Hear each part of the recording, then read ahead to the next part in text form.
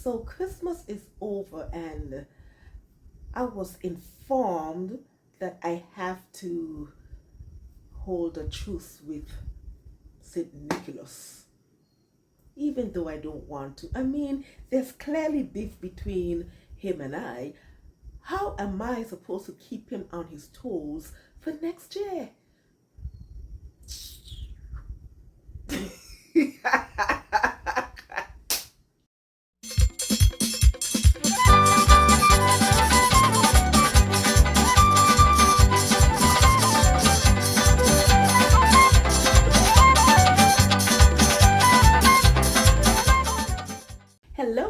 Hello everyone, and happy holidays. Welcome back to my channel. I'm Patrice and this is my Embellish Life.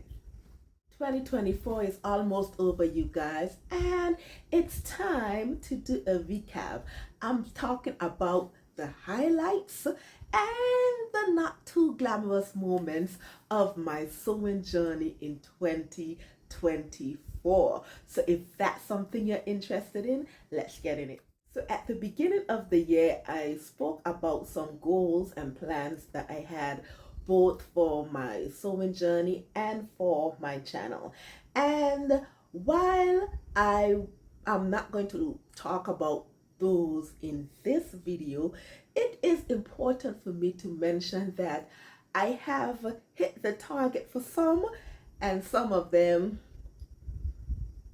I don't know what to tell you, but I will talk about that in a completely different video. I mentioned that because some of the goals intertwined with some of my highlights and not so glamorous moments here. So this year I managed to do about 26 garments, give or take a couple, and which is less than what I did last year. I made approximately 32 or 34 garments, somewhere around that ballpark. This year, I had lost my sojo, which took me a while to rejuvenate. And there were just some months, even though I didn't lose my sojo, I just didn't want to sew garments per se. So I did had a lower output this year. I'm not mad about it or anything like that, because right about now I'm at the point where I'm trying to produce more quality over quantity, so I don't mind having to take my time and having to perfect certain things instead of just rushing out to produce garments to say that I have content or whatever. So yeah. So, and I think I'll continue that trend next year. I'm really going to sit down and think about what it is that I want to do. I know there's some stuff in adjustment wise that I want to tackle next year as well. But with that being said, this year I did have some highlights that I want to share with you. Now, I do have one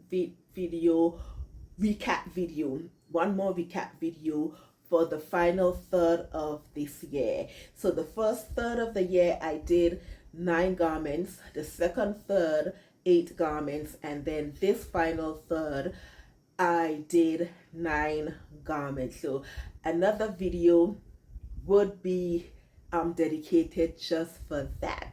So without further ado, let me talk about some of my garments highlights and the not so glamorous moments. So let me start with a highlight for 2024. Now, one of the goals that I had was to do more hacking. I've done hacking in the past, yes, but this year I really wanted to, explore more things, really push my creativity to another level. So I really wanted to, do more hacking, and I think I've done a pretty good job with that this year. So one of my highlight for that, or my first highlight for that, was when I made the garment fusing Butterick 6897 with McCall 7974. No, the Butterwick 6897, it was a top pattern, a button-down shirt pattern with tears at the bottom. And when I first saw that pattern on Simplicity, I immediately said that this would be transformed into a dress, and that I did. And I also added the sleeves from McCall 7974, and I absolutely love that pattern. And of course, I'll direct you to the video for that, and also I'll pop some photos for that. And that is one of my favorite makes for this year as well. Oh, I absolutely love that dress. The fabric, that floral fabric, oh, mwah, brilliant. And I love that pattern so much that I made it a second time, and I attempted to make it a third time, and that was a whip that you saw in, I think, 2 videos back. But nothing beats that original. So that is the first highlight for this year 2024. Second highlight was my birthday outfit. Oh my god, I am so proud of that outfit. Now, I was continuing with the trend, the hacking trend, and it came out beautifully. Now, I had this Pinterest inspiration photo. I think it was AI generated, but nonetheless, I loved that photo. And I said, you know what? Let me see if I can recreate or get something close to that image. And so I had some Ankara fabric that I had for a few years now, and I said this is the perfect outfit for it. And I also fused it with denim, so I had a fusion with the fabric plus the patterns. And the patterns, it was a triple decker for this one. I used Vogue 9252 for the skirt. It was a high-low skirt. Then I used Butterwick 6410 for the top, the butters. And then I used McCall's 7351 for the sleeves. Absolutely phenomenal. The one drawback to this dress is that I ran out of the Ankara fabric for the bottom of the skirt. I thought that I had enough of the fabric, but I didn't. So I had to insert black cotton fabric to the panel, in the front panel. And thinking back, I think I should have used the denim fabric, but nonetheless, it still came out great, and I absolutely love that dress. Now, I've only worn it once, and that was the Sunday of my birthday, but I have intentions of making that design again. So we'll just see what I come up with the next time I do that fusion together. So that is my second highlight, and it also relates to pattern hacking as well. So, you know, at the beginning of the year, you know, I'm happy. I'm so pleased with myself. I'm on a high because everything is working out for me garment-wise. And then something happened that took me down a notch. I mean, and I don't wish it on any one of you out there, but the rotary cutter got me. She got me, you guys. I almost mutilated my right thumb. Oh my goodness, that was a nasty cut. So that's my first not so glamorous moment of 2024. I couldn't complete all of my birthday outfits that I had in mind because I wasn't able to use the thumb. Had to go to the clinic, get it dressed, and all of that jazz. Oh my goodness. Thank God for modern medical technology that I didn't require the traditional stitches. Even though it was deep enough, they were able to fuse the skin back together. But anyway, so right now the thumb is good. You know, I have my whole thumb, but the sensation where I had the deep cut, it's different. I've never regained, you know, the normal feeling in this side of my thumb. It's a complete different sensation, but I'm happy to have my thumb nonetheless. All the parts are there, so we thank God for that nonetheless. Moving on from that not so glamorous moment, I have another highlight that surrounds pattern hacking as well. And even though it's a highlight for me, it surrounds a somber occasion. One of my family members passed unexpectedly in a motor vehicle accident, and so we had a funeral, a family funeral. So I had to make an outfit for that. He loved orange, the deceased, my cousin. So the family wore orange. Now, I'm not a fan of orange. You know, I wear it here or there. As you can see in my top, there's blips of it. That's how I wear it. So that's what I decided to do. I purchased some Ankara fabric, and the colors were orange and black. So I fused it with black as well to tone down everything, and I decided to make a jumpsuit. And for that, I did fuse Macaw's 6959 for the top, and then Vogue 9075 for the bottom. Now this, for Vogue, I made that entire pattern last year, and I loved the bottom part of it. So I said, okay, no, I'm lying. That's a different Vogue. This Vogue, I almost tripped up myself there. This Vogue that I'm talking about, 9075, I made the dress for that skirt, for that pattern. Yes, and I never made the jumpsuit version. There we go.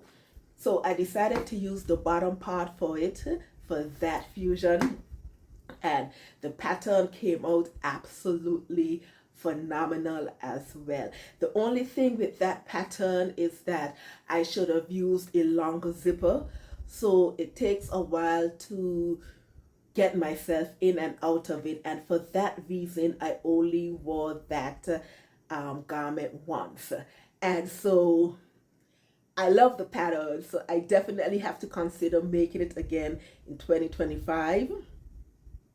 But we'll see. I'm not promising. I really want to explore more of my indie patterns next year, because I didn't do any this year, but it's definitely something for me to think about. So that's another pattern hacking highlight for 2024. So after I made that jumpsuit, I completely lost my sojo for garments. And so for, I don't know, maybe a month or two, something like that, I didn't want to mess with any garment sewing or anything like that. I concentrated more on my other hobbies, such as quilting, jewelry making, and stuff like that. So after a while, I'm like, okay, Pat, this is ridiculous. At the rate you're going, you're not going to sew anything for the rest of the year. We need to start shocking this bad boy. And I did that. And I actually was successful in doing that. And that brought me around to my sew with me in the summer. Now, the first one I did, before that, my first sew with me was actually last year. Yes, when I did my birthday outfit, and I enjoy doing the sew with me. It takes me a while to, set up everything, get the proper angle and edit it, but I really, really do enjoy it. So I said, okay, let me do a summer series or let me attempt to do the summer series and see how it turns out. And the first one I did was for a summer outfit using, let's see, it was Simplicity 1165. It was a trouser shorts, and I paired it with New Look 6438, which is a duster similar to what I'm wearing right now. And I absolutely love that combination, and I loved that sew with me. Oh my goodness, it was just perfect for the summer, and I wore it a couple of times. Absolutely loved it. Couldn't tell me nothing about that outfit. I was so proud of that garment and the Sew With Me.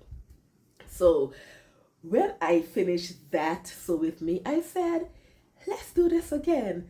Let's do this again. And this is bringing me to my other low light. Or my other not so glamorous moment, my second series of the Sew With Me, when I attempted to do a summer brunch outfit. Oh my goodness. I started on such a high note. For that one, it was McCall 7982 because it was another trouser, and then I paired it with McCall's 7602. Now, I think the ultimate downfall for this was actually the fabric. It was, I think it was some sort of satin blend, but the blend with it just did not work for me. So the fabric didn't work for me. It just had a poor recovery. It slipped and slide everywhere, and oh my goodness, it just didn't work for me. Now, I attempted to finish the trouser, and at first I did like the trouser, even though it had a weird shaping coming down to my legs because I was trying to adjust it to taper it a bit, coming down the shaft of the legs, and it didn't work exactly as I had envisioned. So because of that, I said I was going to, well, I wanted to shorten the trouser anyway because it was too long for what I envisioned. And because I didn't like the fabric, to be honest, I don't even know where the trouser is at the moment. And I never took any photos in it either. So if you want to know about that trouser, you have to watch that video. And the ultimate disaster was the top. McCall 7602. Oh my goodness, it was a complete disaster. The fitting was just, oh my goodness, it was just wrong. Of course, I told you the fabric, I didn't like the fabric, so everything about that was not correct. And that top, I actually threw it away in the trash when I was doing my Christmas cleaning. I said, you cannot stay here, be gone. That is what I told myself, be gone. So again, you will have to watch that series if you want to see that particular fail. Oh my goodness. But better times are around the corner.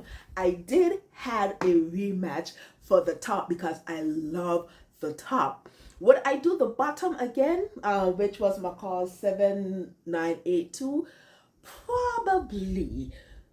Maybe not next year, but probably, because I like the pattern and the pattern was easy to put together. So I'm thinking maybe this one I might actually need to do a muslin for that, and we'll see. So with that,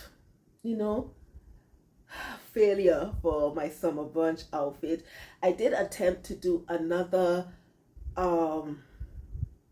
pattern hack.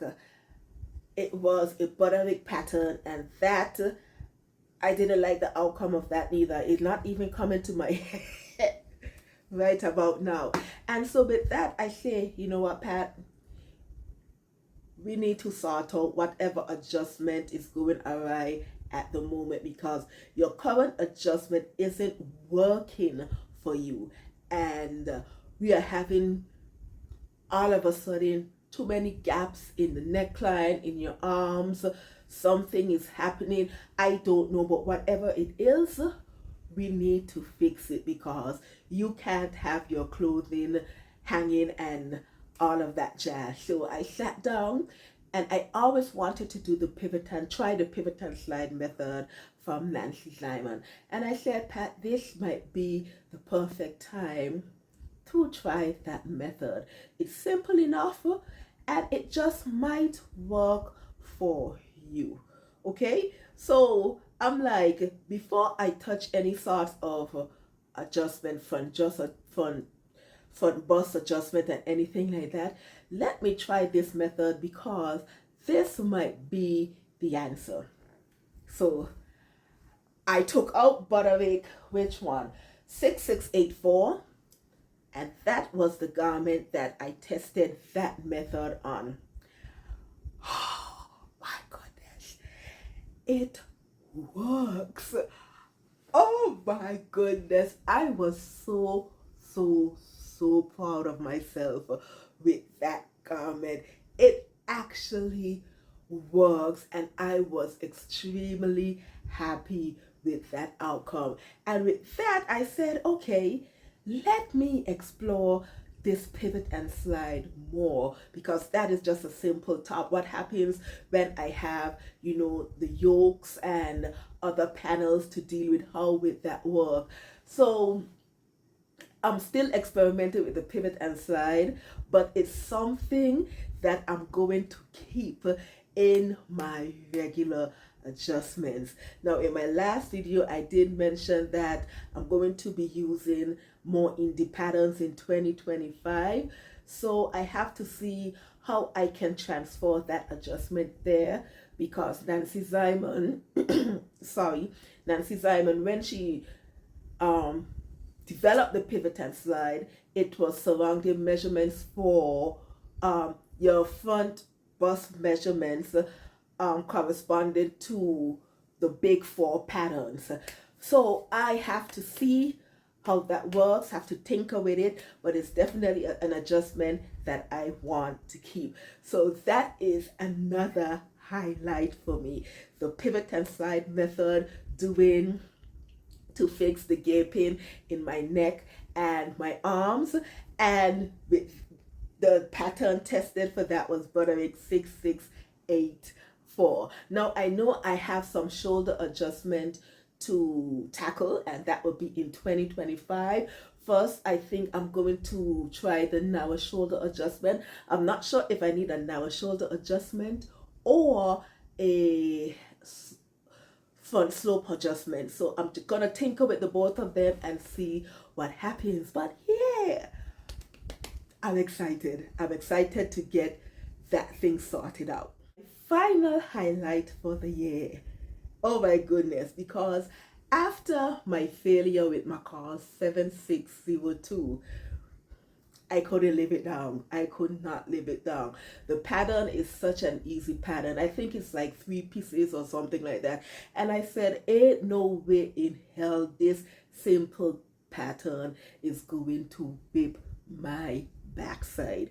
Ain't no way. So I went back to it and I actually did some adjustments. Did the pivot and side adjustments, and also instead of using the C cup, I did a B cup because I remeasured my bust area again. So I went down to a B cup and I actually adjusted the waist area as well. And I had a much better fit after doing all of that, and I was so pleasantly surprised by that. So I had that rematch and I was so happy, and that is a top that lives in my laundry basket because as soon as I wash it, I wear it. I am so proud of that. So I am so proud that I could have gone back, make the adjustment, and actually redeem myself for that particular pattern. And yeah, super happy about that. And there you have it, you guys. My highlights and not so glamorous moment in garment sewing for 2024. Like I said, I didn't do as much garments in 2024, but for me, it's all about, finding new ways and new pathways to enjoy my sewing. It's just not about having output for me anymore. I really want to start tailoring my garment sewing however that may look like for me, and I'm interested to see what 2025 brings. Like I said, I'm more interested in quality, so right now trying to see what all adjustments that I need to do to get that really tailored and fitted look. Not that I haven't been doing adjustment, I have, but I really want it to be extra sleek. So that's something that I'm working on. I am supposed to embark on a pattern drafting journey in 2025 as well. So hopefully once I get that done packed, everything will be good to go, and I'm so excited for that journey. Hopefully it works out. Hopefully.